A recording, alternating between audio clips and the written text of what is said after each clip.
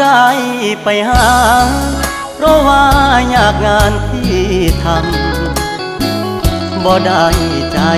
ดำยังคิดนำตัวน้องคือเก่าบ่ได้เปลี่ยนไปหัวใจอ้ายยังห่วงเจ้า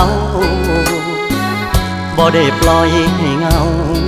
เสาร์อาทิตย์ติดงานโอทีได้แต่โทรหาน้องคงจะไม่ว่ากัน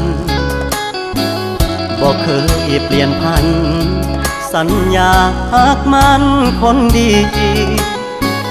บ่ได้กักมีกิ๊กบ่ได้หลีกสัญญาที่มีย้อนงานยุ่งอีหลีคนดีอย่าเครียดอายเด้อขอหาสุมือเจ้ามาคือน้อยใจเฮ็ดหยังหยุดงานวันวางจะเดินทางเพื่อไปพบเจออย่ามา